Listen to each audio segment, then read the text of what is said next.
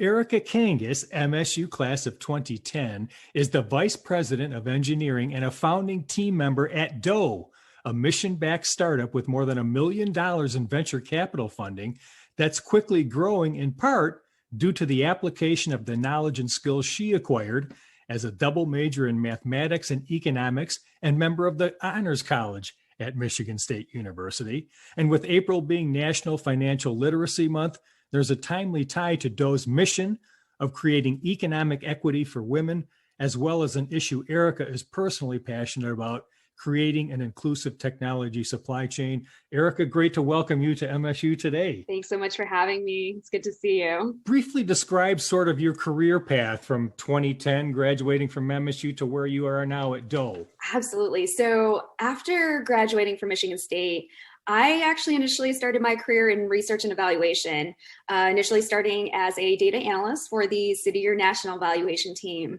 And while I was there, I just had this incredible experience working for this national nonprofit and really being able to see firsthand tangible evidence of the impact that this organization was having in schools and communities across the country. And it was incredible.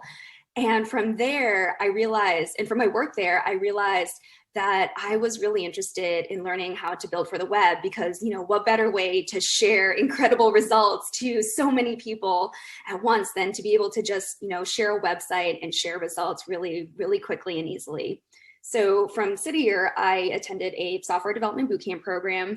And pretty much ever since then, I've been working on a range of engineering teams at Boston-based tech startups pretty much ever since. That's cool. So tell us, what is Doe's mission and what kind of inspired you and the team to start the company? Doe's mission is to drive consumer purchase power towards women-owned businesses.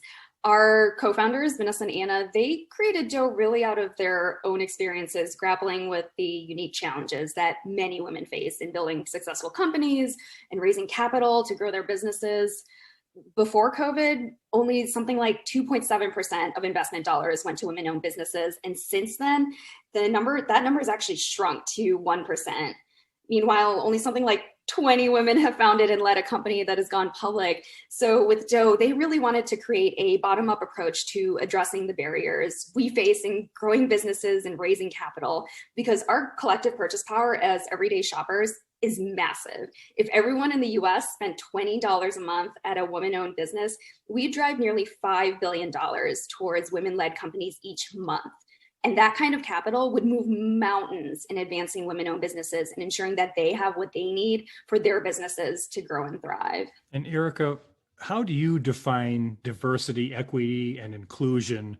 And why is it so important in one of your goals to build a more diverse, inclusive, and equitable tech industry? Yeah, so first of all, DI stands for diversity, equity, inclusion. And I'll speak to this mostly from a tech perspective. The tech industry can be notorious for being pretty hostile to those of us from underrepresented backgrounds. And there are so many reasons that DEI is important. And so I'll just touch on a few points. So personally, I think there is an inherent moral imperative behind DEI. So, removing systemic barriers so that we have an industry that's able to not just accommodate, but actually embrace and foster multiple pathways for people from a range of backgrounds and experiences is just the right thing to do. And, if we're seeking something a little more pragmatic, then, one reason it matters is because when we see toxic behaviors and systems and mindsets that make tech an industry where it forces people to consider or actually get pushed out of the industry, this pushes people out of the opportunity to pursue careers where they have the potential to do amazing things and pursue the economic opportunity that a career in tech affords. So seeing people leave due to toxic environments is a loss for these people personally and financially, and just more generally for the advancement of the field. Another reason DI and tech is so important is for the increasing influence of technology in our lives. For many people in our country, technology plays a critical role in how we work, how we live, how we learn. And as a society, we are in the midst of tackling so many complex problems, whether it's addressing poverty, health, systemic racism, climate, the list goes on, right? But when you have an industry that's not diverse and it either never gets or it loses people from a diversity of backgrounds due to the lack of equitable systems or inclusive environments, you really lose out on the perspectives and experiences that have an incredibly valuable role to play in solving the big issues of our day. And Erica, you talk about conscious consumerism. What is that? What do you mean by that? Yeah, so for us at Doe, conscious consumerism is so important. And conscious consumerism is simply the practice of making purchase or product decisions that are really grounded in this awareness of the impact of the products you use. So for example, this could be knowing how the people who make your products are treated or compensated. This could be knowing the environmental impact of how a product was made, or even which communities you're supporting with the money you spend. There are so many possible dimensions that shoppers may take into account that really fall under this conscious consumer umbrella. And you also talk about more equitable technology towards social impact. What do you mean there? Diversity, equity, inclusion is core to our mission and our practice at Doe. We are not succeeding unless we are moving the needle on outcomes and making an impact for women entrepreneurs. So far, we've featured over 600 women-owned businesses. But for us, it's not just about how far we're able to reach, right? Like diversity and inclusion and the who we bring along with us also deeply matters. So just to step back, for example, many of the e-commerce systems that we engage with as shoppers actually can result in inequitable systems where often it's winner take all, right? So where only a very few merchants take in a disproportionate majority of consumer sales on a given platform and vertical. So at Doe, we want to be intentional to ensure that we're doing as much as possible to ensure that the technology we build fosters more equitable dynamics and outcomes. So when we say we want to build more equitable technology towards social impact, that really means that we measure and analyze who on our platform gets exposure to marketplace and sales opportunities, where the money is going and how it's distributed, so that we're aware of who may be falling through the cracks and if there's an opportunity for us to uplift and do something about it.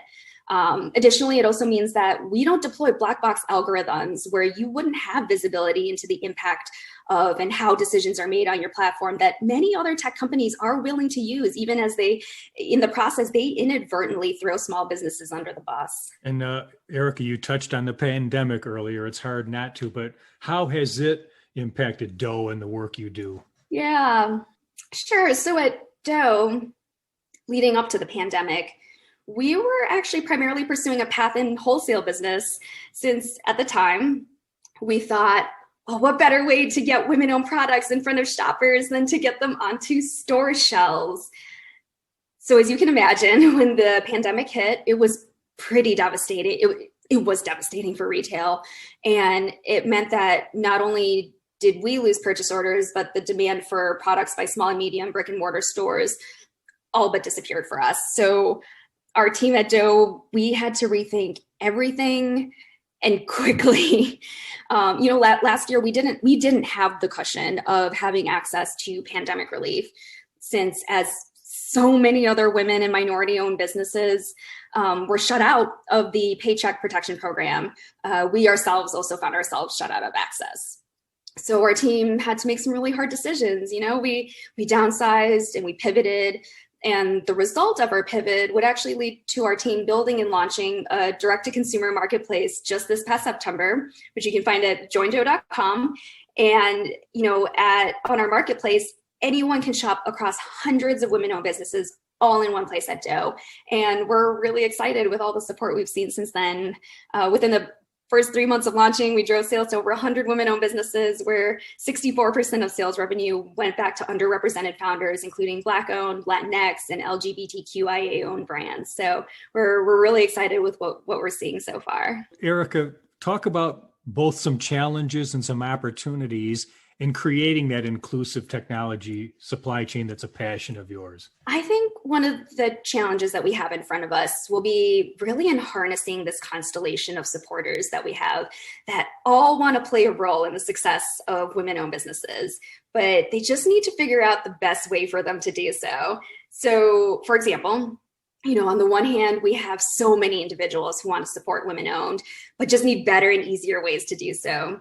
So for Doe, our marketplace was one major step towards enabling individuals to shop women-owned. On the other hand, there are many organizations that also want to play a role in supporting women-owned businesses. And so recently we launched a corporate membership program where companies can actually purchase bundles of Doe VIP memberships for their employees. And that's been such a great way for companies to provide unique perks for their teams in a way that's aligned with their values. And again, harness this collective power that we have towards supporting women-owned. As far as opportunities go, the biggest opportunity I think we have in front of us is impact. Our team is so dedicated to playing a meaningful role in the success of our brands, and we invite everyone to come and join us in supporting women-owned businesses. We work with so many incredible women doing incredible work, and we know there's so many women starting and growing small business ventures that we can't wait to meet and introduce you to. So our collective purchase power is huge. And to bring that level of capital to these businesses and bring about that level of impact that we seek, it's going to be an amazing thing to see. So Erica, based on all we've talked about, what's your advice for the Spartans today going through MSU on this work world they're going to enter? What's kind of the skill set you see they need to have? So one thing that I know I wish I would have heard back when I was coming out of school was to keep an open mind on your pathway. Even for those who know what kind of field or area we'd like to pursue, there's no single right way to go about building your career. And I think when you're open-minded about the direction you take, the opportunities to do great work can be surprising in a great way. So take me back now. You're in Ann Arbor coming out of high school. Why was MSU the place for you? And how did your time there prepare you for where you are now? So I was born and mostly raised in Ann Arbor. And I actually have many fond memories as a child running around the hallways at U of M's engineering school, since I was actually born while my mother was pursuing her graduate degree there. So it wasn't a given that I would attend Michigan State. And it wasn't really until I had gone to East Lansing for a college visit where, even though it was this entirely new environment for me, it just felt so welcoming. Everyone I ran into, whether it was students, faculty, staff, everyone was so warm and friendly.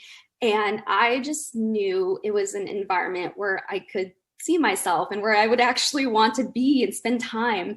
And once I was fortunate enough to actually receive an offer, I realized that MSU was extending me an opportunity for freedom, both financially and academically. I received a tuition grant, which allowed me to graduate without a massive, burden of student debt on me or my family. And then on the academic side, because I was accepted into the honors college, I saw that as a huge opportunity to really be able to craft my own learning experience. It's like my own learning experience through the flexibility that they have to offer. And it was incredible. So my time at Michigan State really prepared me to feel like I could tackle like anything and everything I would pursue because MSU has so much to offer. And for me, it was like this playground, right? Where not only would I be able to pursue my degrees in math and economics, but I would also have the opportunity to gain experience as a student advocate through my time in student government, all the way to honing public speaking skills through my time with the mock trial team. So not only am I picking up the STEM education that was the groundwork for my early career in research and evaluation and eventually in technology, but it would really also serve as this way to develop these other experiences that are really pillars to how I approach all of the non-technical aspects to my work over the years. And the Spartans will, Erica. Absolutely. So I mentioned in the introduction as well that April is National Financial Literacy Awareness Month. I know we could have a whole class on this, but just in general, how would you like the average American to be more literate when it comes to finances? What are some thoughts? I think the incredible thing is that there are so many resources out there, and that can be a blessing and a curse, right? The blessing is that there's more and more information out there for us to access, but it can be harder and harder to kind of navigate those resources. And there are so many organizations and companies doing amazing work and building incredible products to help us kind of navigating this increasingly complex work. So whether, there are companies like Alvest, for example, building, really incredible products, geared towards women that, we previously didn't have, the opportunity to have access to, or organizations building like financial literacy products. There are just it's a great time to be able to really take advantage of the resources that people are working on. Well, my guest on MSU Today has been Erica Kangas. She's a member of MSU's class of 2010.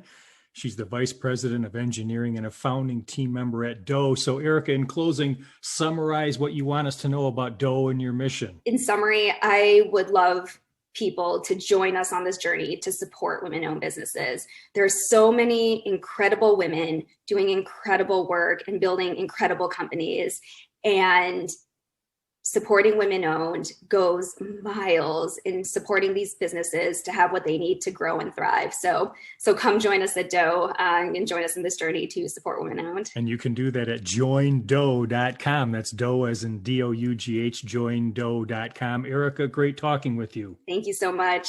I'm Russ White. This is MSU Today.